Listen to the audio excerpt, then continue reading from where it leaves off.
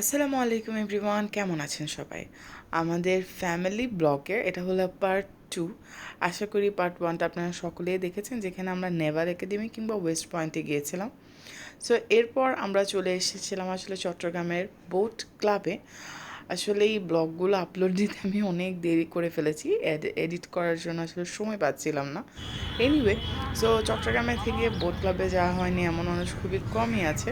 এখানে ভিউটা খুবই সুন্দর, আর পাখির এই কিচিরমিচির আওয়াজটাও খুবই ভালো লাগছিল। ভিউটা আমাদের সকলেরই সবারই প্রায় পরিচিত একটা ভিউ, বাট এই জায়গায় গেলে কেন জানি মনটা খুবই ভালো হয়ে যায়। যদি ওয়েদারটা একটু ভালো থাকে, বাতাস থাকে, তাহলে তো আর কথাই নেই।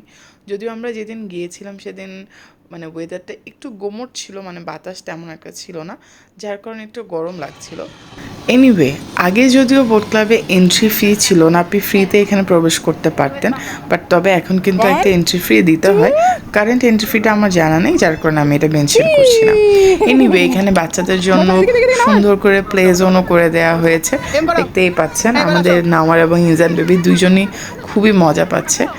এখানে হিজানকে আমি ইনস্ট্রাকশনস দিচ্ছিলাম।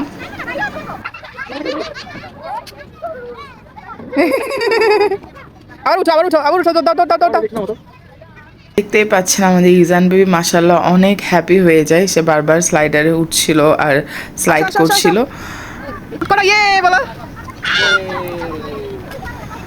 And in the mean time আমিও একটু নিজের একটা ক্যান্ডিড ওয়াকিং ভিডিও নিয়ে নিলাম, যেহেতু পুরো ভিডিও জুড়ে আমি থাকি না, আমার শ্যুট করা লাগে। এনিওয়ে, এটা হচ্ছে আমি সাথে মামুনি, আমরা সবাই আসলে এখানে দাঁড়িয়ে দাঁড়িয়ে গল্প করছিলাম। আমি মাঝখানে মাঝখানে একটু ফুটেজ নিচ্ছি, কারণ আমি তো জানি আমি ভিডিওটা মেক করবো, এই কারণে এই ফুটেজগুলো নেওয়া।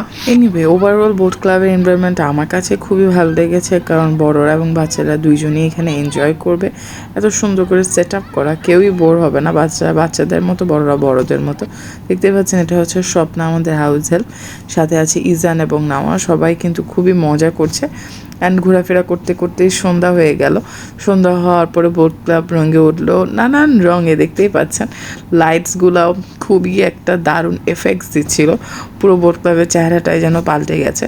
সন্ধ্যার পরে ভিউটা অন্যরকম, বিকালবেলার ভিউটা অন্যরকম। সেখানে আহামরি করে বলার আসলে কিছুই নেই, জাস্ট একটু দেখানো যে সন্ধ্যাবেলা ভিউটা দেখতে কেমন লাগে। অ্যান্ড দেন বোট ক্লাব থেকে আমরা চলে যাচ্ছিলাম অন্য জায়গায়। সো মিন টাইম আমি আর দোহা গাড়ির মধ্যে একটু দুষ্টামি করছিলাম। রিসেন্টলি আমাদের ফেভারিট সং ছিল কোক স্টুডিওর চাট গাইয়ে গানটা, হালুর গান সাইজি গাড়ি, ওই গানটাই।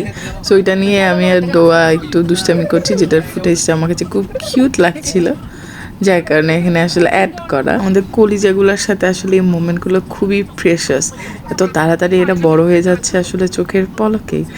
এনিওয়ে, দুষ্টামি করতে করতে আমরা নেক্সট ডেস্টিনেশনে চলে এলাম। এটা হচ্ছে আমাদের চিরচেনা পতেঙ্গা সি বিচ, যেখানে আমি সব সময় যাই, যখনই ফ্রি পাই তখনই ছুটে যাই। এখানে যদি আমি প্রতিদিনও যাই না, তাও মনে হয় আমি বোর হব না।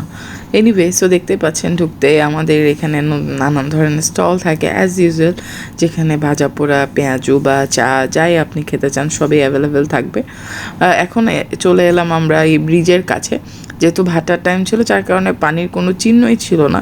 এরকম বিচ আসলে আমার কাছে ভালো লাগে না, যখন একটু ওয়েদারটা একটু উইন্ডি থাকে, সাগরের ঢেউগুলো এসে আপনার গায়ে আছড়ে পড়ে, পানির ছিটে পড়ে, প্রবল ঢেউ থাকে, তখনই আসলে যে খুবই মজা ছিল না। আসলে প্রচণ্ড গরম পড়ছিল, যার কারণে আসলে আমরা ওইটুকু আনন্দটা পাইনি। এখানে দেখতে পাচ্ছেন যে পানিটা থাকলে আমাদের মোমেন্টটা অন্যরকম হতো।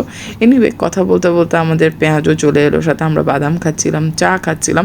এটা হচ্ছে আমি এই মোমেন্টটাকে কেন জানি মনে হচ্ছিল যাতে যদি ফ্রিজ করে দিতে পারতাম, কারণ এই মোমেন্টগুলো আসলে খুব প্রেশাস। ভাই বোনরা সবাই একসাথে হওয়াটা খুবই ডিফিকাল্ট এখন।